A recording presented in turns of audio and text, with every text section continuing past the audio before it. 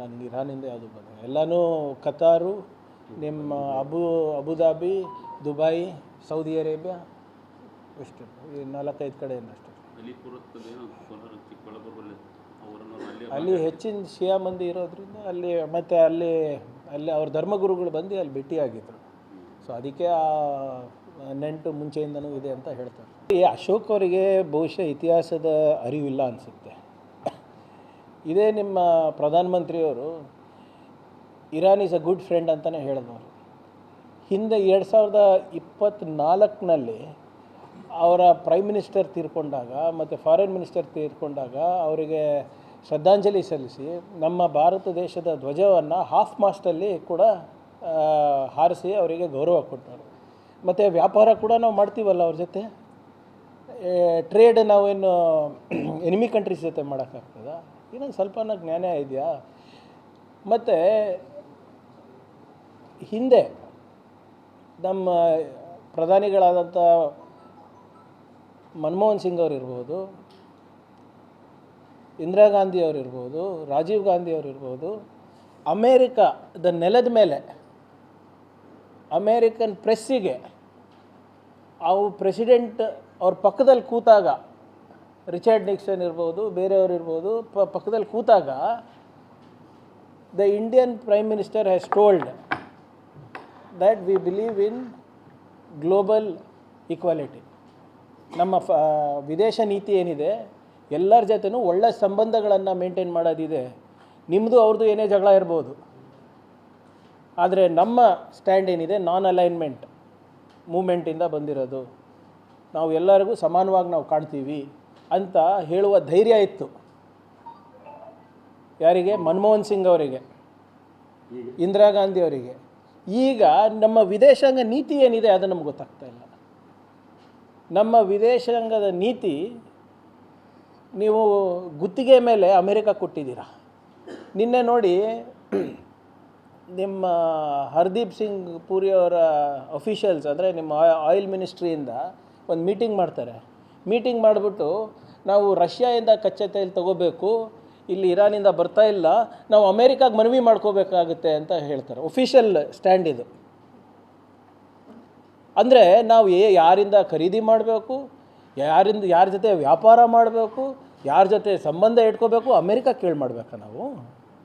ಅಂದರೆ ಇದೇನು ಇವ್ರದ್ದೇನು? ಮತ್ತು ಮೋದಿಯವ್ರು ಏನು ಮಾಡ್ತಾಯಿರೋ? ಮತ್ತು ಎಷ್ಟು ದೇಶ ಸುತ್ತಿದ್ದಾರೆ ಇವರು? ಕಳೆದ 12 ವರ್ಷದಿಂದ ಒಂದು 500 ಕಡೆ ಹೋಗಿ ಬಂದಿರಬೇಕು, 500 ಸರಿ ಆಚೆ ಹೋಗಿ ಬಂದಿರಬೇಕು. ಯಾರ ದುಡ್ಡಿನಲ್ಲಿ? Public money, tax payers money. And what is the outcome? ಸಿಕ್ಕಿದ್ದೇನು ನಮ್ಮ ಜನರಿಗೆ? ಪರವಾನಗಿ ಬೇಕಾ ನಮ್ಗೆ ಅಮೇರಿಕಾಯಿಂದ? What is our foreign policy? ಎಲ್ಲಿದ್ದಾರೆ ಈ ಮಿನಿಸ್ಟ್ರಿ ಆಫ್ ಎಕ್ಸ್ಟರ್ನಲ್ ಅಫೇರ್ಸ್? ಎಲ್ಲಿದ್ದಾರೆ ನಿಮ್ಮ Ajit Doval, national security adviser ಎಲ್ಲಿದ್ದಾರೆ? See, our foreign policy is in complete shambles. ಹೌದು, ಈಗ ಎಲ್ಲನೂ ಅವರಿಗೆ ಕೇಳಿ ಮಾಡ್ತಾ ನೋಡಿರಿ ಸರ್. ಈಗ ನೀವು ನೋಡಿದ್ದೀರ, ನಾನು ಹೇಳೋದಲ್ಲ. ಟ್ರಂಪ್ ಅವರು, ನಾನು ಮೋದಿ ನಮ್ಮ ಭಾಳ ಒಳ್ಳೆ ಫ್ರೆಂಡ್ ಇದ್ದಾನೆ, ಆದರೆ ನನಗೆ ಅವರು ಪೊಲಿಟಿಕಲ್ ಕೆರಿಯರನ್ನು ನಾನು ನಿರ್ನಾಮ ಮಾಡಲಿಕ್ಕೆ ನನಗೆ ಇಷ್ಟ ಇಲ್ಲ, ಅದಕ್ಕೆ ನಾನು ಹೇಳಕ್ಕೆ ಹೋಗಲ್ಲ ಅಂದರೆ ಇವರು ಒಬ್ಬರನ್ನ ತುಟಿಕ್ ಪಿಟಿಕ್ ಅಂದ್ರೆ ಏನದು? ಏನು ರಹಸ್ಯ ಇದೆ ಟ್ರಂಪ್ ಅವ್ರ ಹತ್ರ? That will destroy Narendra Modiji's career. ಎಷ್ಟು ಟ್ಯಾಕ್ಸ್ ಹಾಕ್ತಾಯಿದ್ದಾರೆ, ಏನು ಟ್ಯಾರಿಫ್ ಹಾಕ್ತಾಯಿದ್ದಾರೆ? 100% ಹಾಕಿದ್ರು ಮಾಸ್ಟರ್ ಸ್ಟ್ರೋಕು, 50% ಇಳಿಸಿದ್ರು ಮಾಸ್ಟರ್ ಸ್ಟ್ರೋಕು, 16% ಇಳಿಸಿದ್ರು ಮಾಸ್ಟರ್ ಸ್ಟ್ರೋಕು. ಏನು ನಡೀತಾ ಇದೆ ಸರ್? ಏನು ಇದು ನಮ್ಮ ಜನರ ಜೊತೆ ಚಲಾಟ ಅಲ್ವಾ? ಈ ಕಡೆ ಇಸ್ರೇಲ್ ಪ್ರಧಾನಮಂತ್ರಿನೂ ನನ್ನ ಫ್ರೆಂಡ್ ಅಂತಾರೆ. 4 ದಿನ ಹೋಗ್ಬಿಟ್ಟು ಇರ್ಲಾರ್ದು ಅವಾರ್ಡ್ ತೊಗೊಂಡು ಬರ್ತಾರೆ. ಅಸ್ತಿತ್ವಕ್ಕೆ ಇರಲಿಲ್ಲ ಅವಾರ್ಡು, ಯಾವುದೋ ಕೆನ್ಸೆಟ್ ಅವಾರ್ಡೋ ಯಾವುದೋ ಅಂತ. ಏನು ಸರ್? ತಾಂಬರ್ದು, ಅದಕ್ಕೆ ಗೋಲ್ಡ್ ಪ್ಲೇಟ್ ಹಚ್ಚಿ ಹಾಕ್ಸ್ಕೊಂಡು ಬರ್ತಾರೆ. ಅದು ಅಸ್ತಿತ್ವಕ್ಕೆ ಇರಲಿಲ್ಲ ಅವಾರ್ಡ್ ಇವ್ರಿಗೆ ಕೊಡೋ ತನಕ. ಒಂದು ಸರಿ ಒಂದು ಕಡೆ ಇವ್ರ ಫ್ರೆಂಡ್ ಅಂತಾರೆ, ಇನ್ನೊಂದು ಕಡೆ ಡೊನಾಲ್ಡ್ ಟ್ರಂಪ್ ಬೆಸ್ಟ್ ಫ್ರೆಂಡ್ ಅಂತಾರೆ. ಅವರು ಪ್ರಚಾರಕ್ಕೆ ಹೋಗ್ತಾರೆ. ಆದರೆ ನಮಗೇನು ಲಾಭ ಆಯ್ತು ಹೇಳಿ?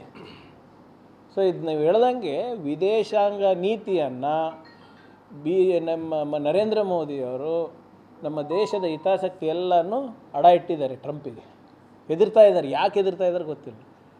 ಇಂದಿರಾ ಗಾಂಧಿಯವರು ಇರ್ಬೋದು, ಮೋದಿ, ನಮ್ಮ ಮನಮೋಹನ್ ಸಿಂಗ್ ಅವರು ಇರ್ಬೋದು, ಅಮೇರಿಕದ ರಾಷ್ಟ್ರಪತಿಗಳ ಎದುರುಗಡೆ ಹೇಳ್ತಾಯಿದ್ರು, ಇರಾಕಲ್ಲಿ ನೀವು ಏನು ಮಾಡ್ತಾಯಿದ್ದೀರಾ ತಪ್ಪು, ಇರಾನಲ್ಲಿ ಏನು ಮಾಡ್ತಾಯಿದ್ದೀರಾ ನೀವು ತಪ್ಪು ಅಂತ ಹೇಳೋಷ್ಟು ಧೈರ್ಯ ನಮ್ಮ ಲೀಡರ್ಗಳಿತ್ತು.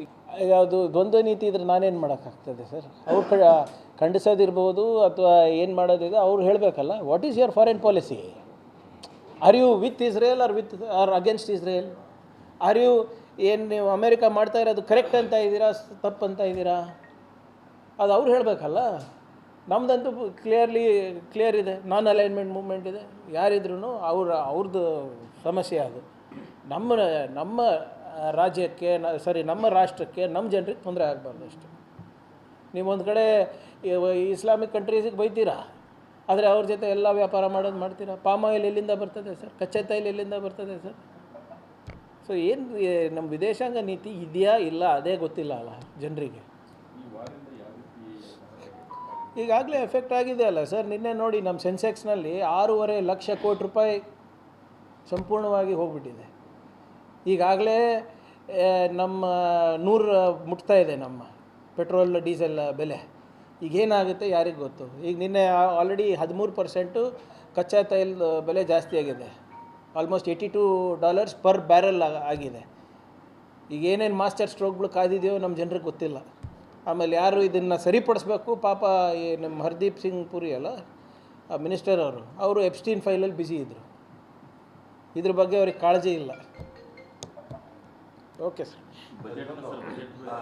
ಸಂಬಂಧಪಟ್ಟಂಥ ಅಧಿಕಾರಿಗಳು ನಿನ್ನೆ ರಾತ್ರಿ ನಾನೇ ಸಸ್ಪೆಂಡ್ ಮಾಡಿದ್ದೀನಿ. ಯಾಕಂದರೆ ಇವೆಲ್ಲನೂ ಕೂಡ ನಾವು ಭಾಳ ಕಾಳಜಿ ವಹಿಸಿ, ನನಗಂತೂ ವೈಯಕ್ತಿಕವಾಗಿ ಭಾಳ ಬೇಸರ ಆಗಿದೆ. ಯಾಕಂದರೆ ಇದು ನಾನು ಸೋಷಿಯಲ್ ವೆಲ್ಫೇರ್ ಇದ್ದಾಗ ನಾವು ಮಾಡಿದ್ವಿ.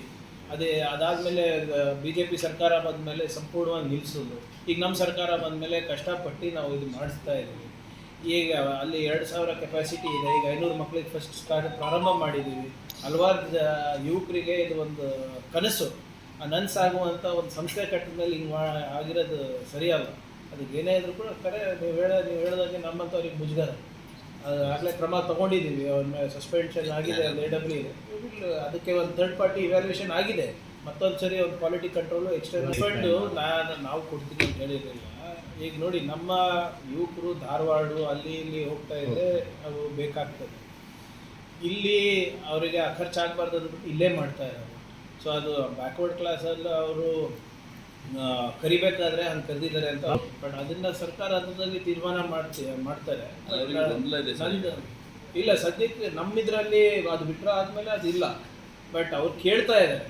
ಬಟ್ ಬಸ್ಸಿನ ಸವಲತ್ತು 2 ಬಸ್ಗಳನ್ನು ನಾವು ಮಾಡಿದ್ವಿ. ಬೇಕಾದರೆ ಟೈಮಿಂಗ್ ಬೇಕಾದರೆ ಅದು ನೋಡೋಣ. ಇದು ಪ್ರಾಯೋಗಿಕವಾಗಿ ಮಾಡ್ತಾ ಇರೋದು. ಇದು ಮೊದಲನೇ ಬಾರಿ ಹಿಂಗೆ ಆಗ್ತಾ ಇರೋದು. ನನ್ನ ಪ್ರಕಾರ ಇದು ಸ್ಟೆಬಿಲೈಸ್ ಆಗೋದು ಸ್ವಲ್ಪ ಟೈಮ್ ಆಗುತ್ತೆ. ಆಮೇಲೆ ನೀವು ಹೇಳಿದಾಗೆ ಈಗ ಮುಂದೆ ಯಾರು ಕೋಚಿಂಗ್ ಕೊಡ್ತಾರೆ ಅವ್ರದ್ದು ಕೂಡ ಇಲ್ಲೇ ನಮ್ಮ ಕ್ಲಾಸ್ನಲ್ಲಿದೆ, ಅವ್ರು ಇಲ್ಲೇ ಇರಬೇಕು ಅಂತ. ಅದು ಸ್ಟೆಬಿಲೈಸ್ ಆಗುತ್ತೆ. ಬಟ್ ಒಂದೇನಿದೆ ಅಂದರೆ ಇಂಥ ಒಂದು ಪ್ರಯೋಗ ಎಲ್ಲೂ ಇಲ್ಲ. ಇದಕ್ಕೆ ಸ್ವಲ್ಪ ಲೋಪಗಳು ಇದ್ದೇ ಇರ್ತದೆ, ಇಲ್ಲ ಅಂತಿಲ್ಲ. ಆಮೇಲೆ 1 ವರ್ಷ ಆದಮೇಲೂ ಇರುತ್ತೆ, ಇಲ್ಲ ಹೋಗೋದು ಎಲ್ಲನೂ ಸಂಪೂರ್ಣವಾಗಿ ಸರಿಯಾಗುತ್ತೆ ಅಂತಿಲ್ಲ. Will try properly. ಬಟ್ ಜನರು ಏನು ಅರ್ಥ ಮಾಡ್ಕೋಬೇಕು ಅಂದರೆ, ಇಂಥ ಒಂದು ಪ್ರಯತ್ನಕ್ಕೆ ಅವರು ಕೂಡ ಏನೋ ಸ್ವಲ್ಪ ಮೆಚ್ಚುಗೆ ವಹಿಸ್ಕೊಂಡು ಎಲ್ಲನೂ ಅನುಕೂಲಕ್ಕೆ ಮಾಡಿರ್ತೇವೆ. ಎಲ್ಲನೂ 100% ಅನುಕೂಲ ಆಗುತ್ತೆ ಅಂತಲೂ ಇಲ್ಲ. ಕಷ್ಟ ಇದೆ, ಪಡಲೇಬೇಕಲ್ಲ. ಈಗ ಧಾರವಾಡ ಹೋಗೋದಕ್ಕಿಂತ ಬೆಟ್ರಾ, ಬೆಂಗಳೂರು ಹೋಗೋದಕ್ಕಿಂತ ಬೆಟ್ರಾ, ಹೈದರಾಬಾದ್ ಹೋಗೋದಕ್ಕಿಂತ ಬೆಟರಾ?